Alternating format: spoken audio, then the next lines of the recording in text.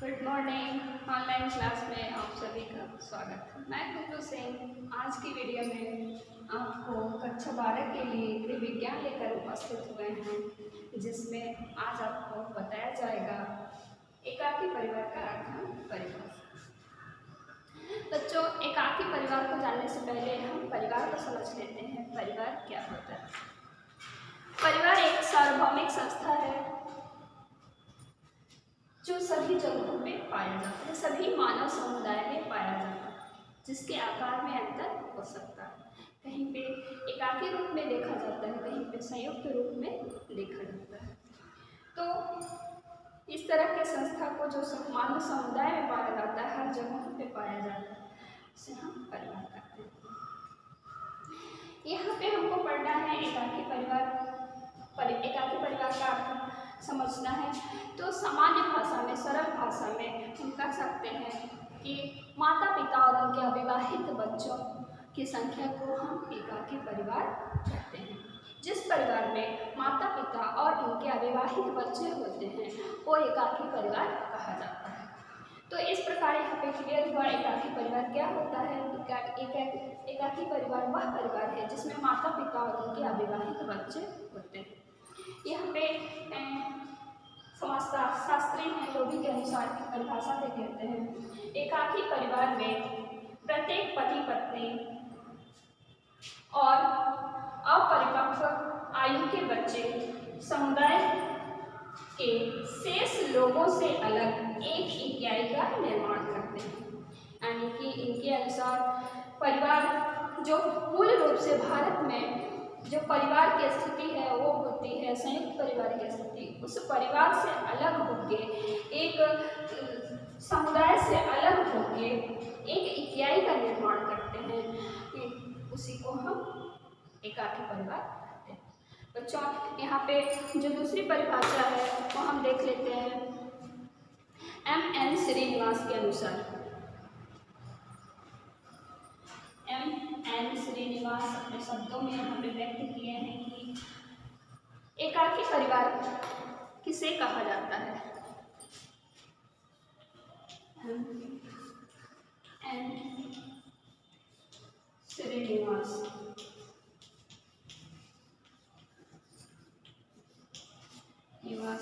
के शब्दों में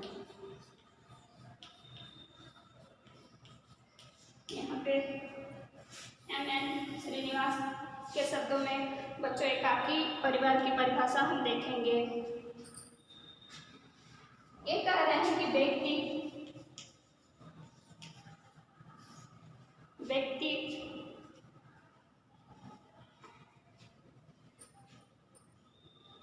उसकी पत्नी और अविवाहित बच्चे वाले व्यक्ति और उसकी पत्नी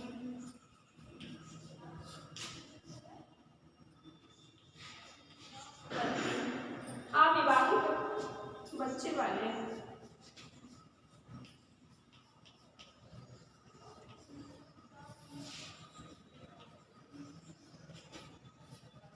वाले गृहस्थ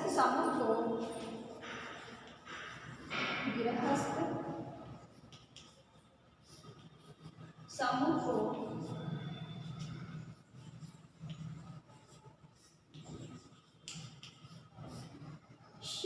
को एकाकी परिवार कहते हैं। एकाकी परिवार कहते हैं।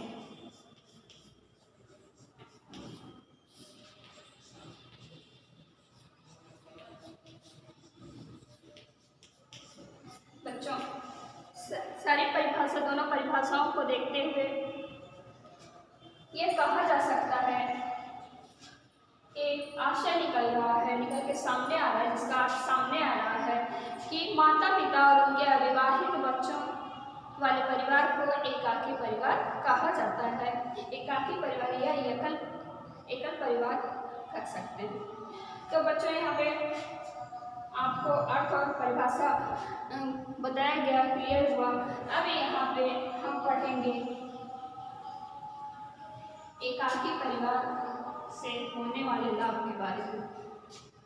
यहाँ समझ सकते हैं कि माता पिता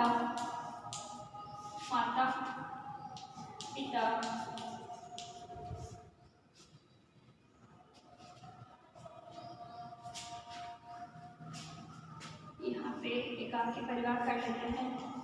एकाकी परिवार हो गया, जिसमें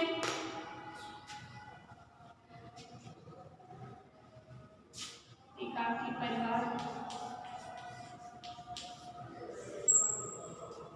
जिसमें पति पत्नी प्लस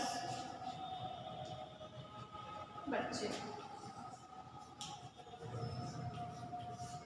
जो अविवाहित हैं।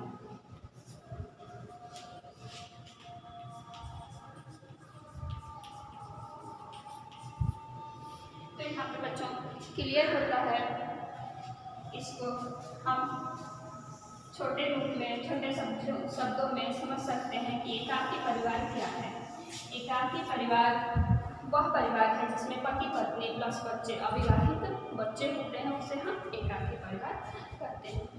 तो इसके साथ हम यहाँ पे एकाकी परिवार से होने वाले लाभ के बारे में पढ़ेंगे। क्या लाभ होता है बच्चों? देखा जाए तो एकाकी परिवार से एक तरफ कुछ लाभ होते हैं और जो दूसरा पहलू उसका देखा जाए तो कुछ हानियां भी होती हैं, लेकिन लाभ की संख्या ज़्यादा होती है। एकाकी परिवार से जो लाभ होते हैं उसके बारे में हम यहाँ पे पढ़ेंगे। एकाकी परिवार के लाभ।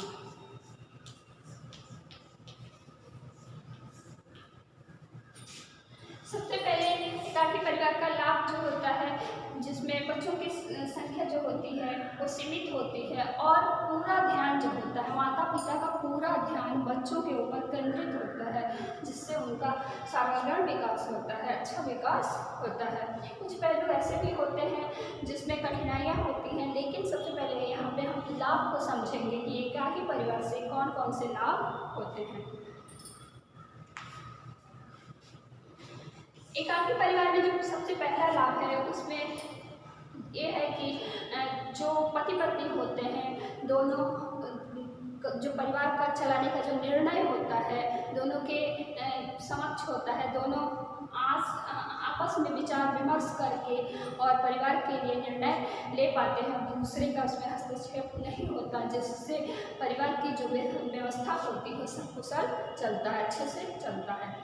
तो यहाँ पे ये पहला लाभ होगा। दूसरा यहाँ पे देख लेते हैं कि परिवार, एकाकी परिवार से और कौन कौन से लाभ होते हैं। बच्चों यहाँ पे सबसे पहले हम आपको बताएं कि एकाकी परिवार से कौन कौन से लाभ होते हैं, जिसमें सबसे पहला लाभ ये होता है कि परिवार को चलाने के लिए पति पत्नी दोनों का सहयोग होता है। आपस में विचार विमर्श लेके परिवार की गृह व्यवस्था को चलाने के लिए दोनों को पूर्ण रूप से स्वतंत्रता होती है, किसी का हस्तक्षेप नहीं होता। तो इस प्रकार से ये पहले लाभ के अंतर्गत ये लाभ है कि किसी का हस्तक्षेप नहीं होता, पूर्ण स्वतंत्रता होती है। जिस प्रकार से पति पत्नी चाहे अपने परिवार को संचालित कर सकते हैं। बच्चों यहाँ पे जो दूसरा लाभ है उसके बारे में हम बात करते हैं। वहाँ सबसे पहले हम आपको बता दिए कि बच्चों की संख्या जो होती है वो सीमित होती है किस परिवार में, एकाकी परिवार में, और उनकी देखभाल जो माता पिता होते हैं वो अच्छे तरीके से करते हैं। उसके बाद से जो लाभ बताए उसको बताए कि जो घर की व्यवस्था होती है पति पत्नी अपने पूर्ण स्वतंत्रता से उसको चलाते हैं, उसमें किसी का हस्तक्षेप नहीं होता।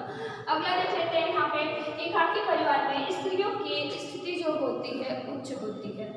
मतलब आपको इससे उच्च स्थिति को समझने के लिए संयुक्त परिवार की तरफ जाना होगा। संयुक्त परिवार में होता क्या है कि महिलाओं की संख्या ज़्यादा होती है और जो परिवार के मुखिया होते हैं, परिवार के जो सदस्य होते हैं, तो उन्हीं के अनुसार सारे कार्य होते हैं और इस तरीके से उनकी स्थिति जो होती है, उनका जो गुण होता है वो दब के रह जाता है, तो उनकी स्थिति निम्न होती है संयुक्त परिवार में। जबकि एकाकी परिवार में ऐसा होता है कि उनका जो पूर्ण कुशलता है उभर के सामने आता है, दिखाई देता है, तो उनकी स्थिति या पति पत्नी के दोनों के राय से घर की व्यवस्था चलती है, तो इस प्रकार से उनकी स्थिति क्या होती है, ऊंची होती है, बराबर का अधिकार होता है।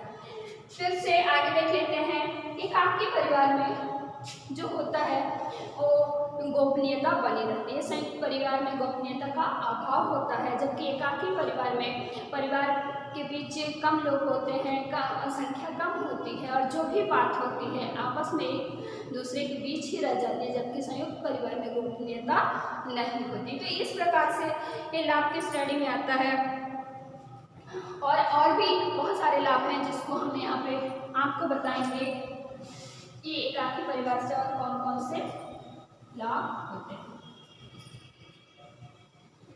बच्चों यहाँ पे हम पढ़ रहे हैं एकाकी परिवार के लाभ। इस तरह से देखा जाए तो एकाकी परिवार में जो होता है बच्चों के शिक्षा का उचित प्रबंध होता है, क्योंकि बच्चों की संख्या कम होती है और माता पिता उनकी शिक्षा का पूरा बंदोबस्त करते हैं। स्त्रियों के बीच जो होता है मेन जो पॉइंट होता है संयुक्त परिवार का विघटन का जो कारण है वो स्त्रियों के बीच कलह भी एक कारण है। तो एकाकी परिवार में होता क्या है कि स्त्रियों की संख्या कम होती है और जो कलह की स्थिति होती है उत्पन्न होने नहीं पाती, जिससे परिवार का जो वातावरण होता है, जो माहौल होता है वो खुशहाल होता है। और इस तरीके से ये हम एकाकी परिवार के लाभ आपको बताएं। अब इसी के साथ एकाकी परिवार की हानियों को समझ लेते हैं। किसी भी कार्य के दो पहलू होते हैं, कुछ लाभ और कुछ हानियाँ देखने को मिलता है। तो यहाँ पे हम अभी एकाकी परिवार के लाभ आपको बता रहे थे। अब इसके साथ ही एकाकी परिवार में क्या क्या हानियाँ होती हैं उसको बताएंगे, जिसे आप ध्यान से सुनते रहिए। और यहाँ पे हम पढ़ेंगे एकाकी परिवार की हानियाँ।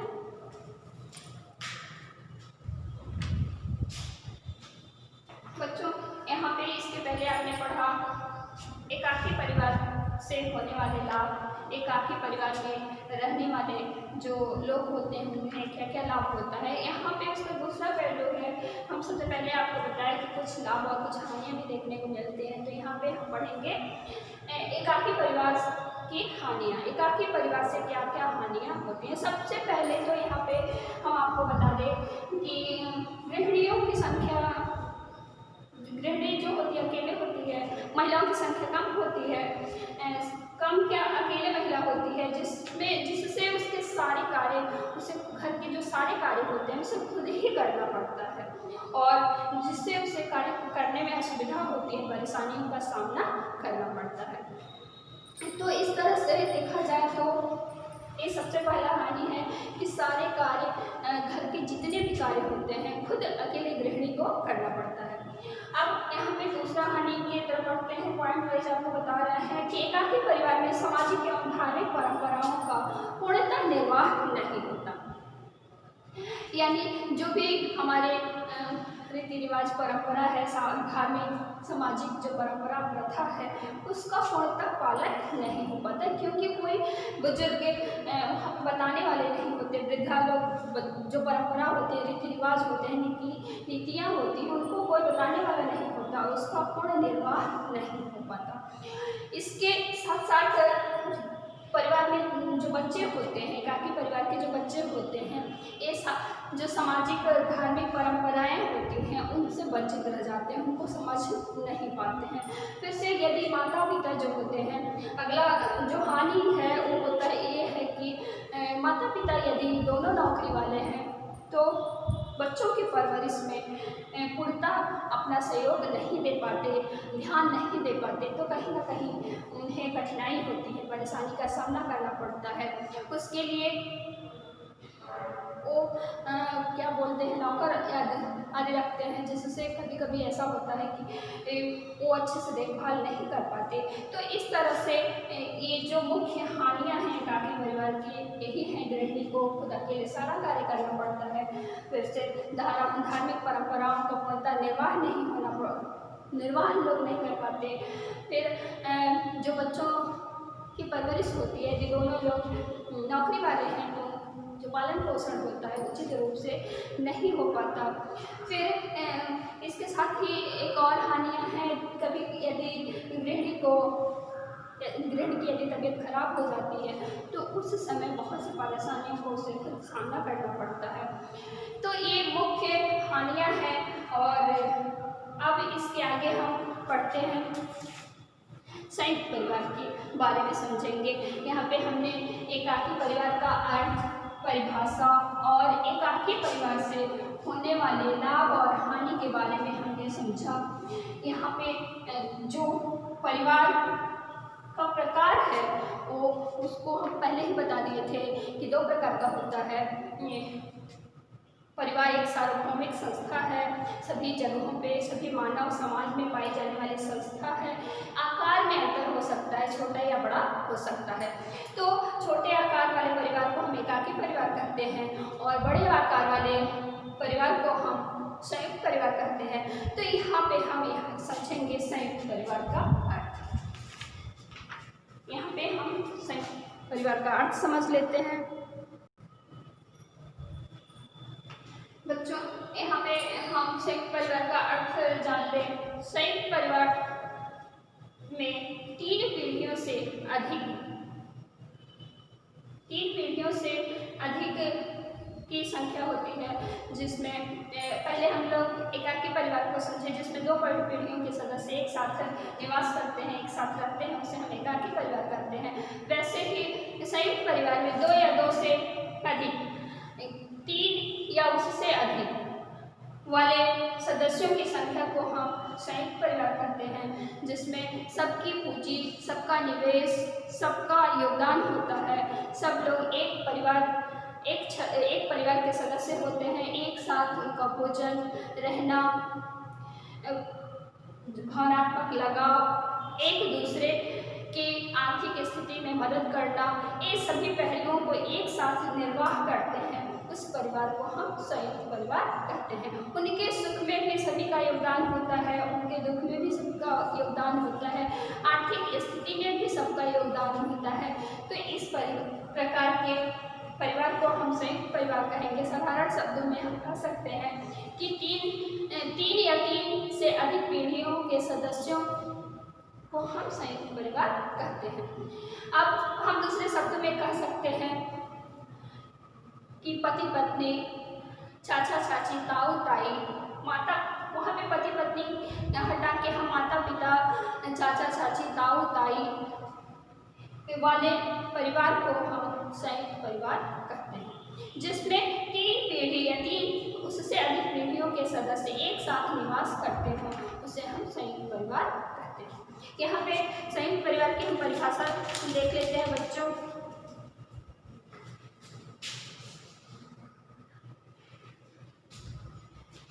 यहाँ पे हम M.N. श्रीनिवास के अनुसार संयुक्त परिवार की परिभाषा को समझ लेते हैं। इनके शब्दों में वह गृहस्थ समूह जो प्रारंभिक परिवार से बड़े होते हैं और जिनमें 2 या 2 से अधिक एकाकी परिवार के सदस्य पाए जाते हैं, संयुक्त या विस्तृत परिवार कहलाते हैं।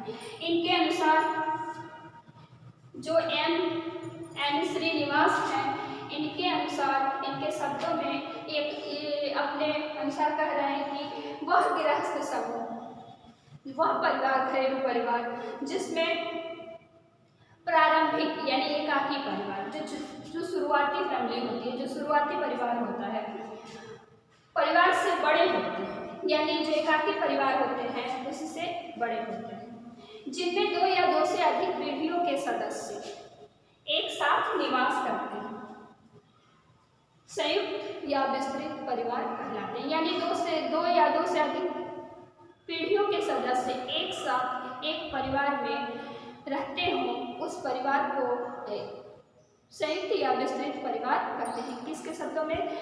M.N. श्रीनिवास के अनुसार 2 या 2 से अधिक पीढ़ियों के सदस्य यदि एक साथ एक परिवार में निवास करते हैं तो इस तरह के परिवार को हम संयुक्त परिवार कहते हैं। बच्चों यहाँ पे एक I.P. देसाई के अनुसार एक परिभाषा देख लेते परिवार इनके समझ से कैसा होता है, इनके शब्दों में कैसा होता है, उसको जान लेते हैं। ये भी एक समाजशास्त्री हैं IP देसाई के अनुसार। IP देसाई के अनुसार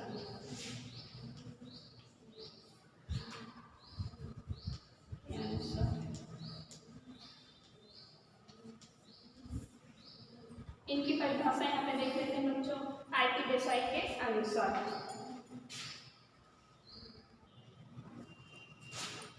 बच्चों यहाँ पे जो दूसरी परिभाषा है वो है IP देसाई के अनुसार, जो एक समाजशास्त्री हैं, इनके अनुसार उस घर को हम संयुक्त परिवार कह सकते हैं जिनमें अनेक पीढ़ी यानी 3 या 3 से अधिक पीढ़ियों के सदस्य एक साथ रहते हैं तथा संपत्ति, आय और पारस्परिक अधिकारों दायित्वों के द्वारा एक दूसरे से संबंधित होते हैं। इस तरह के परिवार को हम संयुक्त परिवार कहते हैं। इनके अनुसार संयुक्त परिवार वह परिवार है, उस परिवार को कहा जा सकता है जिसमें 3 या 3 से अधिक पीढ़ियों के सदस्य एक साथ निवास करते हों, जिनकी आय, संपत्ति, अधिकार, जो पारस्परिक सहयोग होता है वो एक दूसरे से जुड़े हो, एक दूसरे से मिले, एक दूसरे के काम आए। इस तरह के परिवार को हम संयुक्त परिवार कहते हैं।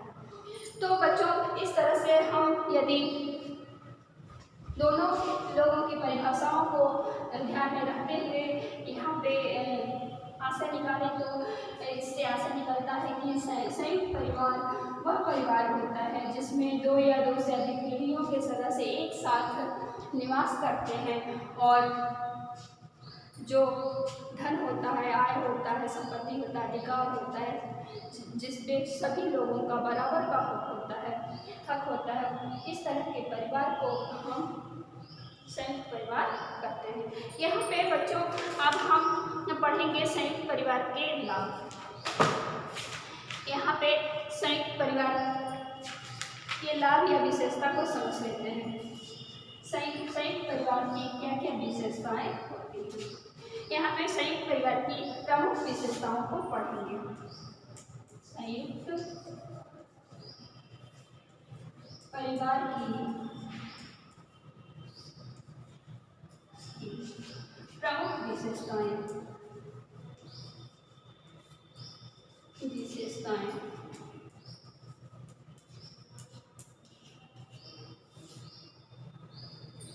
बच्चों हम यहाँ पे संयुक्त परिवार की प्रमुख विशेषताओं को समझेंगे कि संयुक्त परिवार कैसा होता है, इसकी क्या पहचान होती है, इसके क्या विशेषताएं होती हैं, इसको हम यहाँ पे समझेंगे।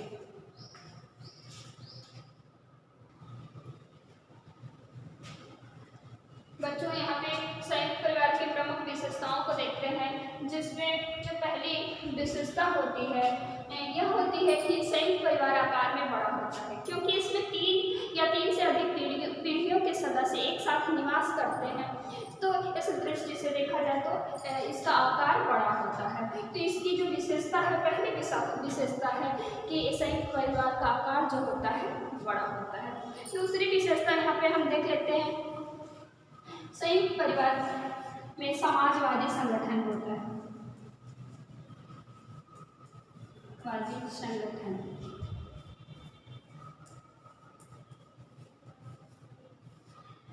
बच्चों समाजवादी संगठन यानी परिवार के सदस्यों के बीच समानता का अधिकार होता है। सब सदस्यों के बीच जो अधिकार होता है एक समान होता है और इस तरह से जो ये संगठन है सब मिलजुल के एक परिवार में रहते हैं, जिसका जो अधिकार होता है संपत्ति का या दायित्व का, प्रेम भावना से एक साथ जुड़ के लोग रहते हैं। तो ये समाजवादी संगठन होता है, एक दूसरे से जुड़े होते हैं और इसमें साम्यवाद का अभाव होता है। और बच्चों यहाँ पे जो साम्यवादी का लघु रूप होता है, छोटा रूप होता है, ये क्या है, ये समाजवादी संगठन है। अगली विशेषता हम देखते हैं सामान्य संपत्ति। जो परिवार में सदस्य होते हैं, चाहे कुछ लोग की इनकम, परिवार के कुछ सदस्यों की इनकम ज़्यादा होती है और कुछ की समान संपत्ति। यहाँ पे समझेंगे कि समान संपत्ति का आशय क्या है। तो समान संपत्ति का अधिकार होता है, परिवार के कुछ सदस्य ज़्यादा आय करते हैं और कुछ सदस्यों की इनकम जो होती है वो कम होती है, फिर भी दोनों में बराबर का अधिकार होता है, जिसको जहाँ पे ज़रूरत लगती है, आवश्यकता होती है, उसकी पूर्ति किया जाता है। सबसे पहले हम आपको बता दें कि संयुक्त परिवार में एक मुखिया होता है और उसी के कहे अनुसार परिवार के सारे सदस्य कार्य का निर्वाह करते हैं, कार्य को करते हैं। तो इस दृष्टि से परिवार के जो जितने भी सदस्य होते हैं उनकी जो भी इनकम होती है मुखिया के पास जाती है और वहाँ से मुखिया के द्वारा परिवार के सभी सदस्यों की आवश्यकताओं की पूर्ति होती है। तो एक प्रकार की जो संयुक्त परिवार की व्यवस्था होती है वो मुखिया के तहत ही संपन्न होती है, देखी जाती है। मुखिया की आज्ञा का पालन सब करते हुए अपनी आवश्यकताओं की पूर्ति करते हैं। अगली विशेषता देख लेते हैं जिसको हमने बताया मुखिया का सर्वोच्च स्थान।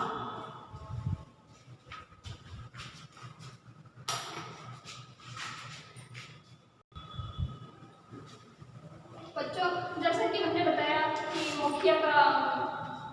मुखिया के द्वारा कहे हुए